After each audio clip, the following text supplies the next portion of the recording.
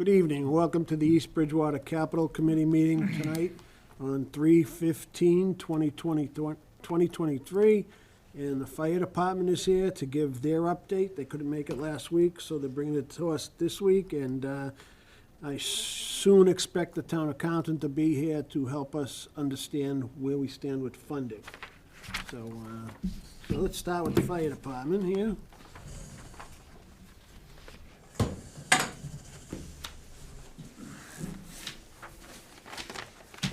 Evening.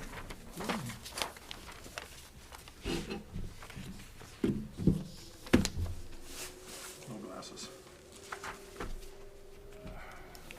Let's start with the one that Brian Cowley can chime in on first. And that'd be the, what's that? The fire station renovation consultant, $50,000. So, the building was built in 1967, and it housed, at that point, like a full-time fire chief and a bunch of call firefighters. And around 1975, they started hiring full-time firefighters, one per shift. And when I come on in 96, they had 3. Not sure when they got 3, I think it was back in like the early 80s. It stayed 3 until somewhere around 2000, when it went up to 4, then we went to 5 per group.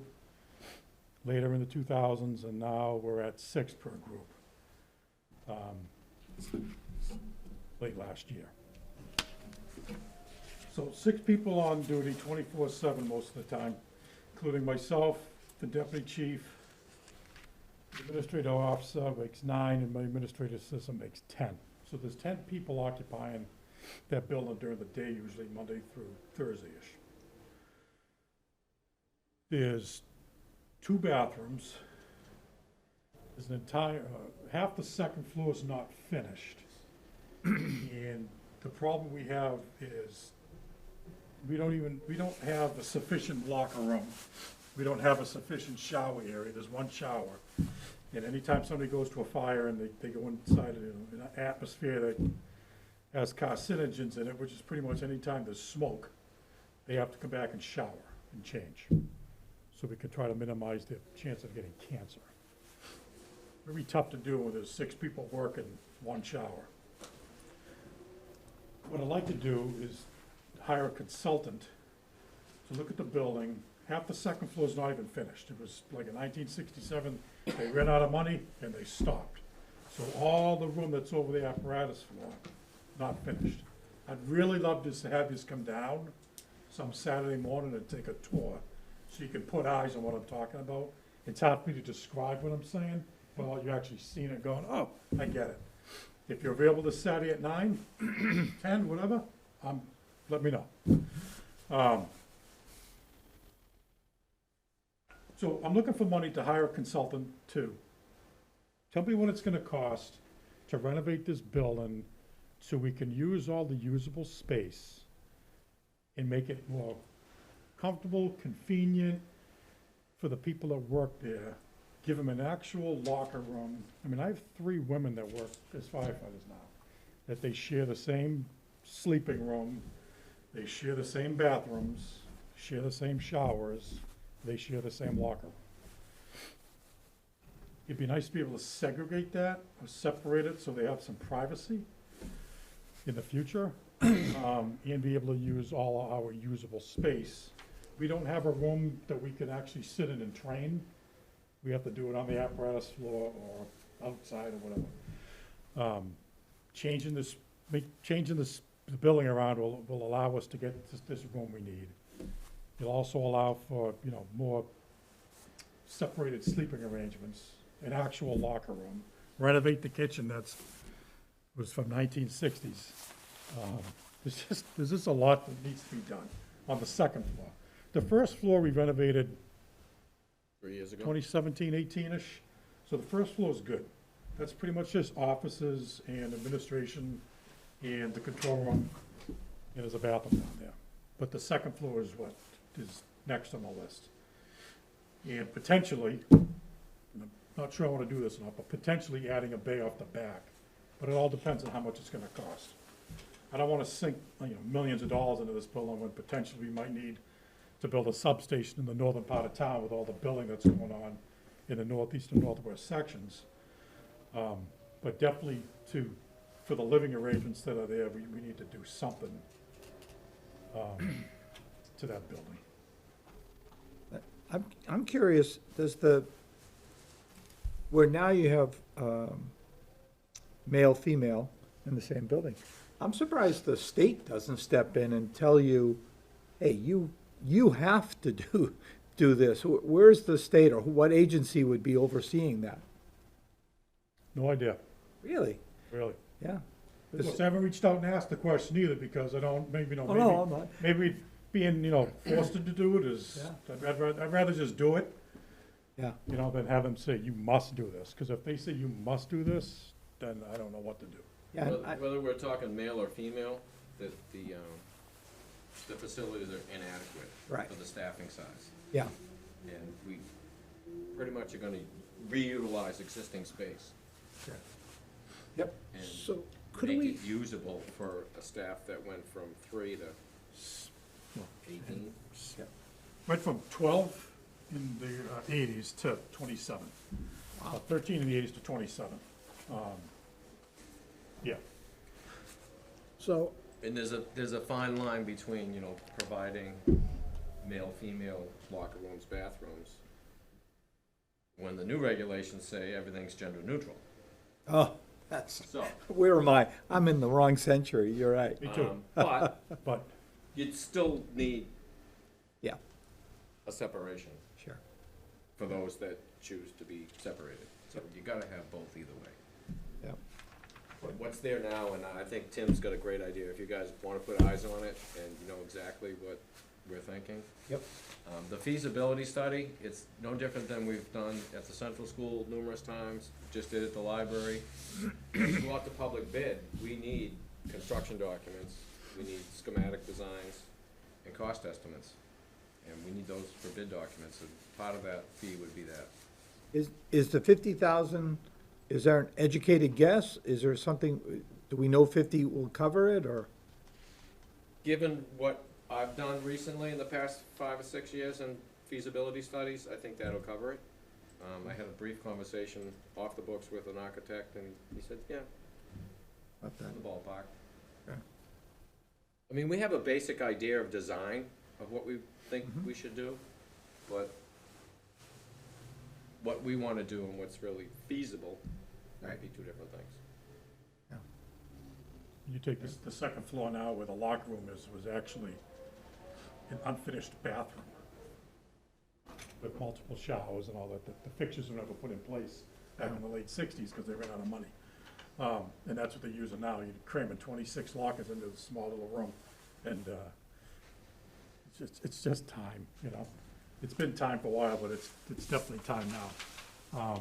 Especially to have a shower facility for when they come back from a call, if they need to shower. Same thing we were talking about with the police station downstairs. It's just,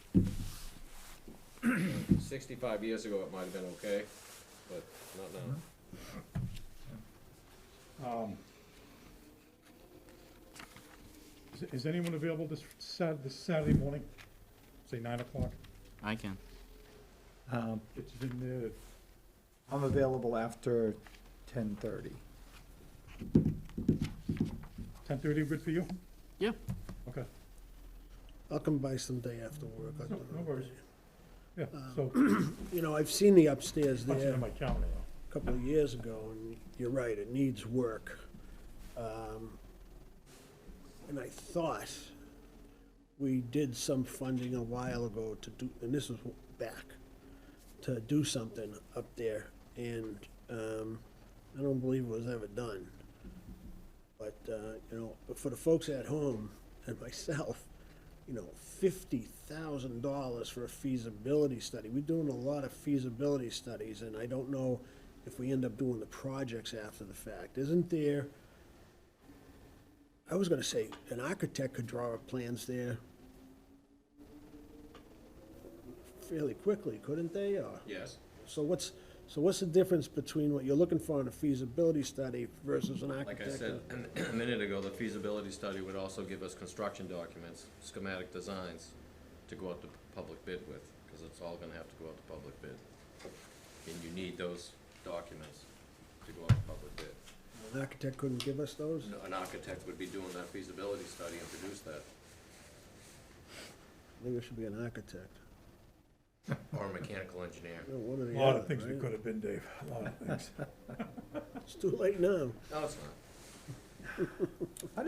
How does it work on our end, with regard to the stipulations we have that 5 years, $20,000, gotta be bonded, when you're looking at a feasibility study, is that, I mean, I know the connection ultimately, but we can, if we approve this, that's not a problem, given the criteria?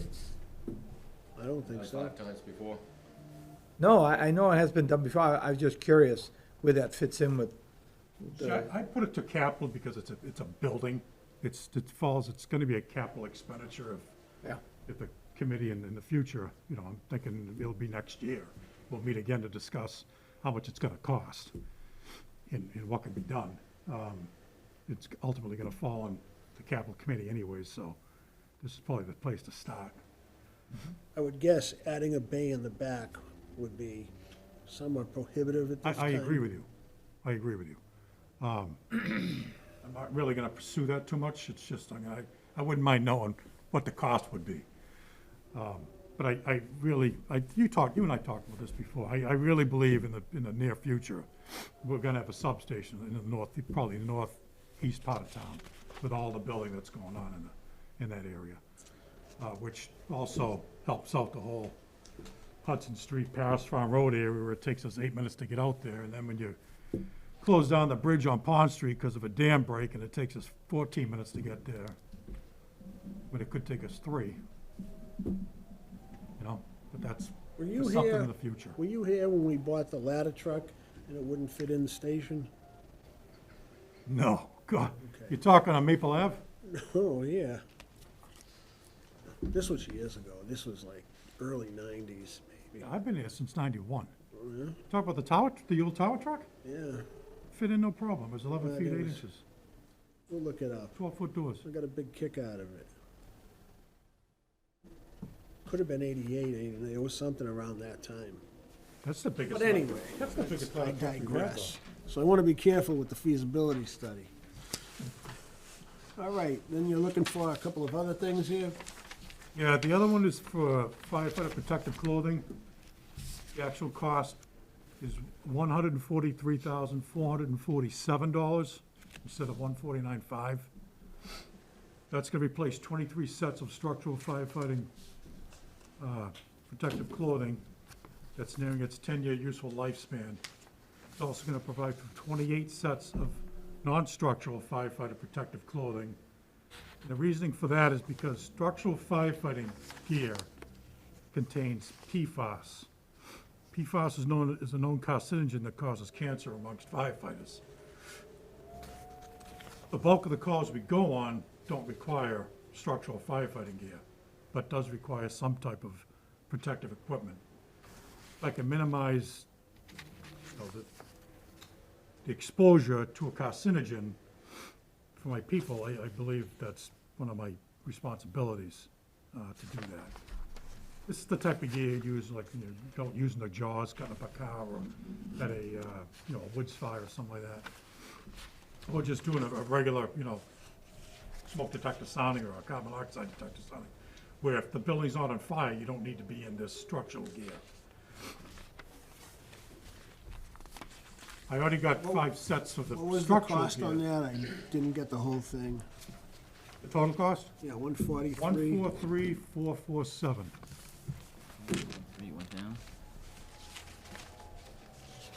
So it's $115,418.60 for 23 sets of structural firefighting gear, which is cute, because in 90-something, it was $35,000. And $28,028 for the non-structural protective clothing. And we did these over 10 years ago? You guys haven't done these since the 90s. I've been getting grants for this over the Is past. there any more grants coming out? You'll look into it? I do every year. Okay. I applied for one last year and I didn't get it. I brought in like 1.8 million since 2010, so I'm doing something right. I guess you can't strike gold every year, though, you know?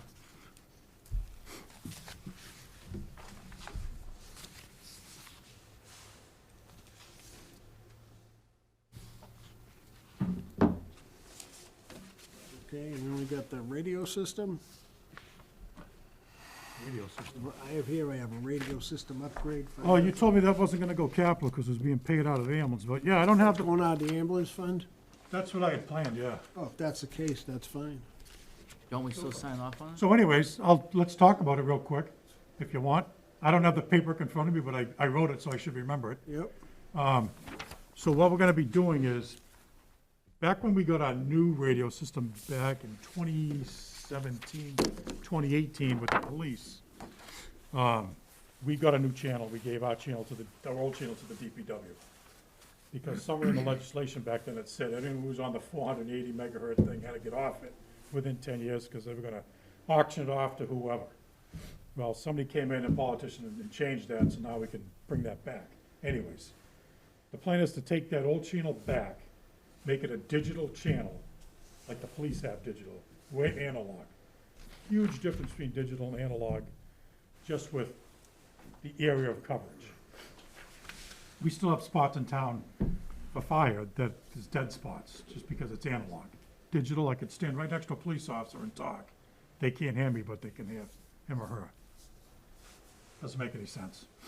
The two channels will be patched together. So all our mutual aid partners can hear us and we can hear them when they come into our town. But it's gonna greatly increase our ability to communicate in all parts of town. There's a reason why I wanna use ambulance money for that, because I can go back and next year get money back from Medicare, because that's an expense related to EMS. It's something that I wanted to do back in 2017, 2018 when we did this, but digital at the time was too new. And one of my concerns was inside of a burning building where you get a mask on, digital didn't work so well, because it takes your voice and it converts it to packets, little I's and O's, ships it out over the airwaves, goes back into your radio, and the radio deciphers all those I's and O's, it makes it a voice again. Well, if they muffled or whatever, it didn't work well. Well, we tested it 8 ways to Sunday here, and it worked fine. Of course, we're also in a different phase of digital than we were when we first bought into this years ago. I think we'd be one of the first fire departments in Plymouth County to do it. I think Kingston is gonna follow suit pretty soon as well if we go through with this, which, if we get the funding, definitely. And hopefully be up and running by the summer. And I think that was for 94,000. 94,000, yep, Yeah. 667. Okay. So you're leaving the tower in West Bridgewater and going back to the water tank? No. So, I'm glad you mentioned that, because that was part of it.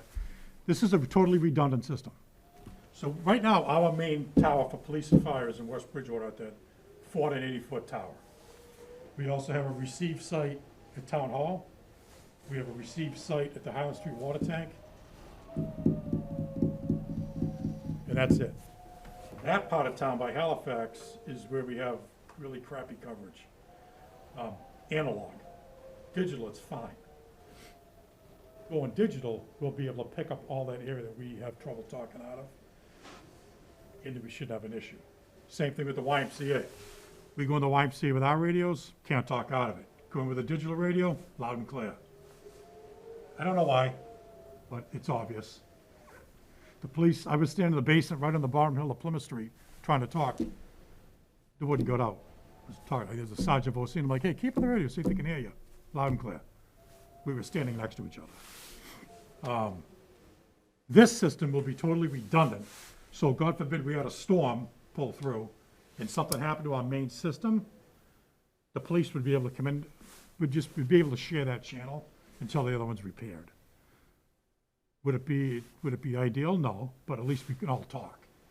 So we'd have a totally redundant radio system within the town for both, for public safety. So the repeaters that we have in different spots, those won't have to be replaced No. for this? No, everything that's in place now stays. This is just an addition, and it's gonna be at the Highland Street site. Totally on its own, Highland Street site. So if West Bridgewater ever died, for whatever reason, we'd be able to, the police, we're gonna use it no matter what.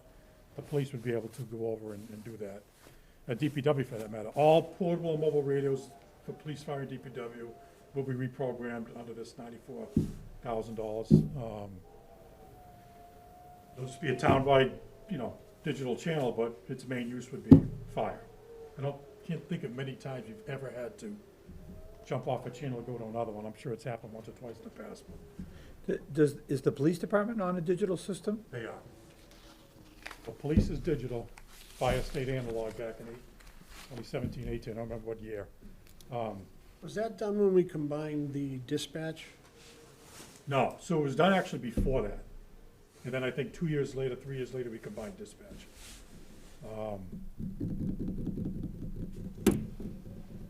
Yeah, I've done so much, honestly, Dave, everything's kind of running into one another.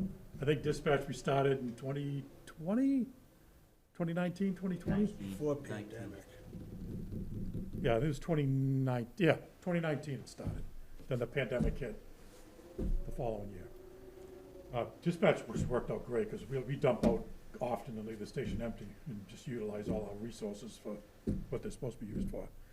So that's good.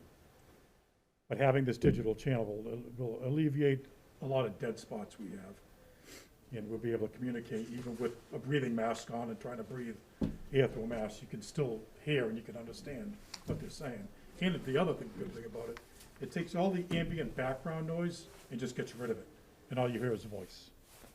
I stood in front of one of my engines with the engine blaring, talking the radio on a digital radio, and all you heard was my voice. Analog, you hear the voice and the sound of a screaming engine going. It's weird how it works. Used to be a radio guy, but I'm not anymore. And it's just amazing how it works. It's like night and day. Okay. When the anything police else? department went digital a couple years ago, other repeaters were put in surrounding towns that our system bounces off. So the coverage got really good. I mean, I've been in Boston with one of our two-ways, and it's crystal clear. That's just a system that's been built amongst other municipalities going digital and kind of a municipal aid thing. There was something with the police where they had to change over anyway, wasn't it? Because the channel was being taken away, or? Yeah, like Tim was just saying. That was the same thing that happened, was that they were on 482 and they had to go. But then, lo and behold, another politician came in on the 8th hour and said, well, he should say, the 8th year, because it was supposed to be a 10-year deal, that they wrote that out of the law, whatever. Honestly, I think the whole thing was part of Obamacare. Part of that whole, the omnibus package they put together for them, that was one little section of it that they threw in, but it was changed, so it's not happening. All right, great, thank you. Thank you. Thank you. One of the things in my package had it seemed like it was overlaid on the radio system. It said rescue boat with trailer. Throw that away. That's okay. I forgot to change the title. Thank you. Stay out of the water. I already got the rescue boats, they're in. All right, Thank you. Thank you. Now, we will invite our money people up to the table. Oh, much better.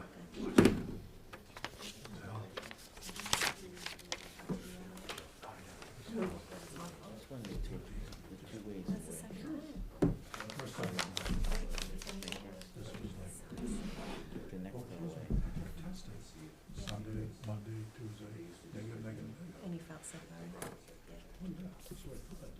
You don't want to have to take a commercial break. You want us to come up? Welcome.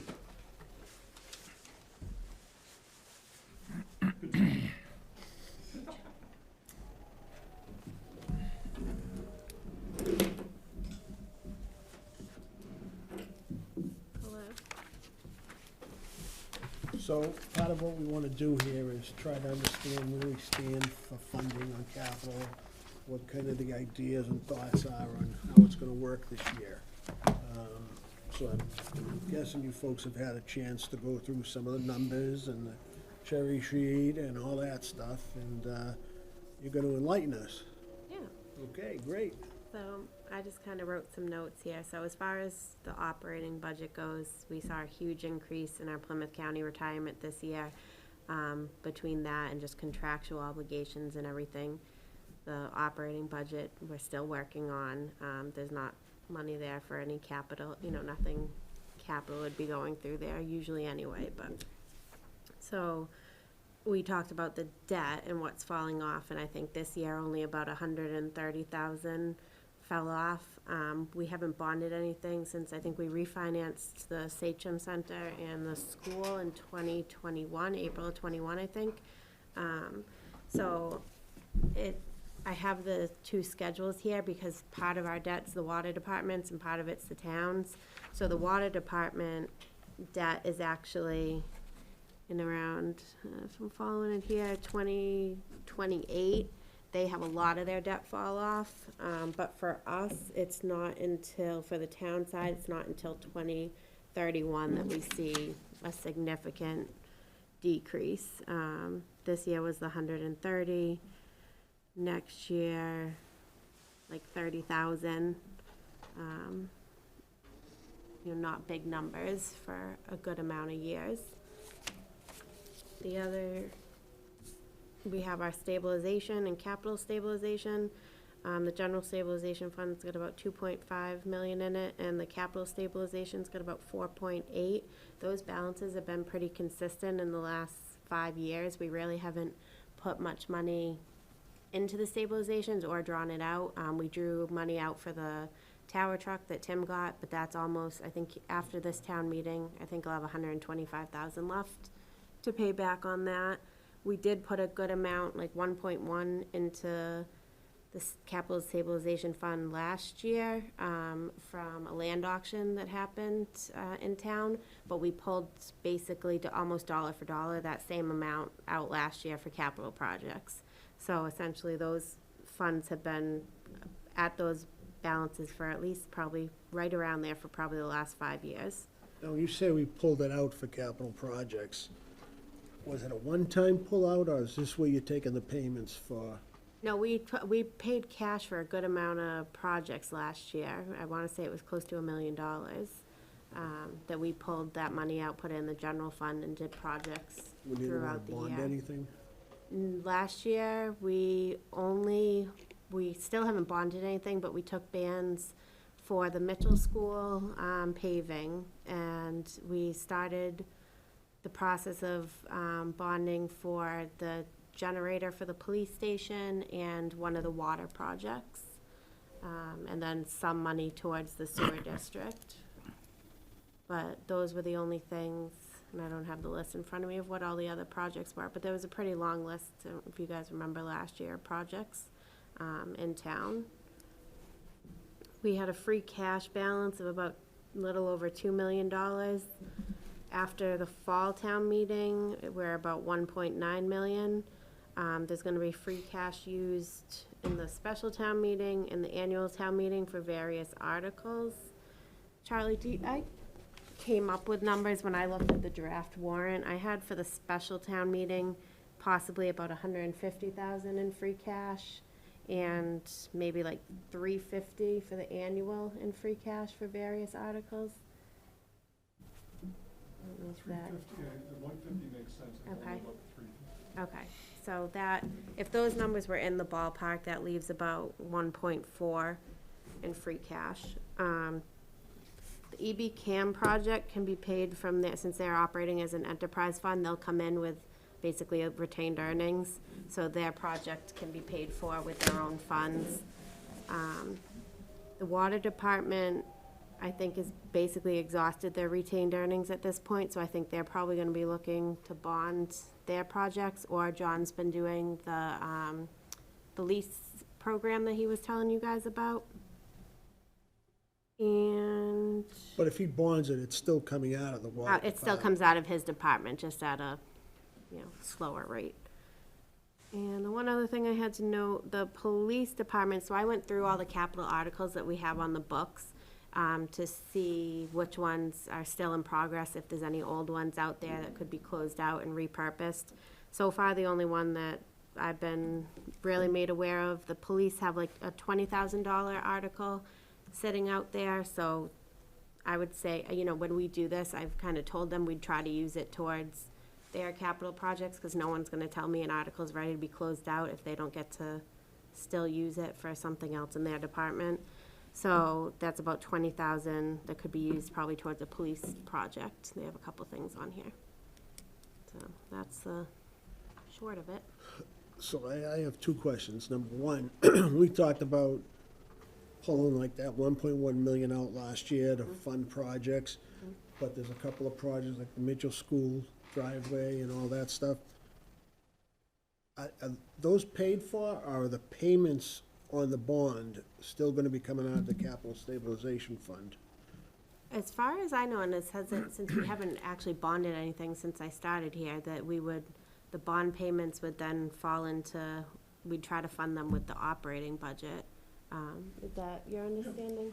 Right, so we have the well project, which is obviously gonna be The water under side, the water. yeah. Mitchell School will be general fund, The generator. will be general fund. Yeah. So right now, the only thing the general fund's gonna pay for until it's bonded is in April, we have a interest payment on the bands due. And then until we bond it, there'd probably be another payment due in October. But those would come from the general fund. So when the capital stabilization fund was started, it was supposed to have a target of having 5 or 6 years' worth of payments in there for everything that we bonded. And everything that was coming out of everything that was being bonded, the payments would be coming out of the capital stabilization fund. So I've heard that when I was on the finance committee, but if you look at our general fund debt service this year at 3.5 million, there's no way that was ever the idea, because we've never had close to 15 million in there, I'm sure. So I've heard other people say that it was certain projects that we wanted 5 years of payment, so maybe just the high school, or I'm not sure what the actual rationale was If they were there. taken out from the stabilization fund, so what was Okay, supposed to happen was, whatever debt service fell off was going into the capital stabilization fund. Each year, that was how it was gonna get replenished, and also free cash if we had some available, et cetera, Okay. things like that. So, I mean, if there are other ways we can fund stuff, sure, but when we identify it's coming from the stabilization fund, those payments are supposed to be coming out of there through the entire process, Okay, so. yeah, so that's something that we could talk about, and Charlie, and kind of get I don't know what difference it makes or whatever, Well, but that's, we've had the last 4 budgets, we've had 4 town administrators, so it's been, I know. policies might have kind of dropped off along the way. I'm just so saying This because would be the time to get it going again. I was on the board when we did that stabilization fund, so. So that was number one. Anybody got any questions while I try to remember what number 2 was? Do you have anything to add? So what are we looking at doing? Are we looking at taking that 133 and getting a bond or a loan out on it to have extended payments, but not increase our debt? I don't know what the general policy has been. I don't know what you guys. And a lot of different things. Yeah, that's. A lot. I know Charlie's the idea that we have bonded a lot in the past in East Bridgewater, and maybe that's not necessarily always gonna be the best move for us. I think that's last year we paid for as much as we could up front, and then just left the bigger projects. Because we spent 2 years or 3 years without bonding anything. At least 2. Yeah, 21, I think maybe we just did the refinance, and then in 22, we didn't bond anything, and then and then 23, we back have to the bands Brian. for the, Yeah. bands for those few projects. So what is it that can't ask you tonight, like, what's our situation with capital from a financial perspective? What do we have to work with? Because that conversation still has to take place with the selectmen? Or, Well, I would say with you all, the finance committee and the selectmen, in that, I mean, we're not, I mean, it could be two questions, one is, are our stabilization funds at a level that we can take money out of them to pay for projects just straight out? Not go into for the bonding. If they aren't, then we're restricted to whatever remaining free cash we'll have. We're using, the agreement was that whatever we use for fiscal '23 would use 2/3 of that amount for fiscal '24. We'd do that glide path so that we'd be at zero using free cash for operating for fiscal '26. So, not using stabilization, what you're left with is a relatively small amount versus the requests and going out and bonding. so that would be perhaps the 133 plus whatever that 1/3 is they're cutting off? Well, you just mentioned that we agreed to take that Yes. path Yeah. down. 1/3, yes. So 1/3 off of what we gave them last year or used for the operating budget, that's gotta be used for something else. Yes. Yeah, and that's factored in, so I guess the 1.4 isn't 1.4, because we need to back out what we have. I think we're like 800, 900 that we'd use for the operating budget, because we used 1.3 last year, Okay, so that would leave 500. 500. So are we talking about the 500 plus the 133 that drops off of debt? Hard Or to you, say or with- you make a decision that we're Yeah. going to fully bond up to a payment, an annual payment of 133. Right. Would be the other way you could do it. Right. You don't wanna just use 133 and just buy with cash. You bond on the basis of your payments are gonna be $133,000. At 5%, that gets you to 1.3 million that you could bond. on a Okay. 20-year note. So what's gonna happen with the other 500 that we're taking down on the free Well, that's cash? what we're, I mean, I would think the town would use that for capital expenditures. Okay. That would be my thought. I'm only concerned because there are some definite facility things we need to take care of. The library, Yeah, well, we don't, the middle school's leaking, like, you're gonna cost you more in 2 years from now for everything. So I just wanted to get an idea of where we potentially stood. So that's good to know. I feel better. Thank you. Oh, you do? Good. That's good. Well, what it shows me is that we're not really hiding anything at this point. These are all things I knew were out there, and I'm hearing exactly what the whole public needs to hear and understand where we are. That I don't want to hear from people after town meeting or down in the ball field that, oh, they're hiding money here or hiding money. It's not. There was a plan, and we talked about it both on the capital committee, and we talked about it on the finance committee. There was an agreement last year that we're gonna fund this much out of free cash, and we're going on the decline.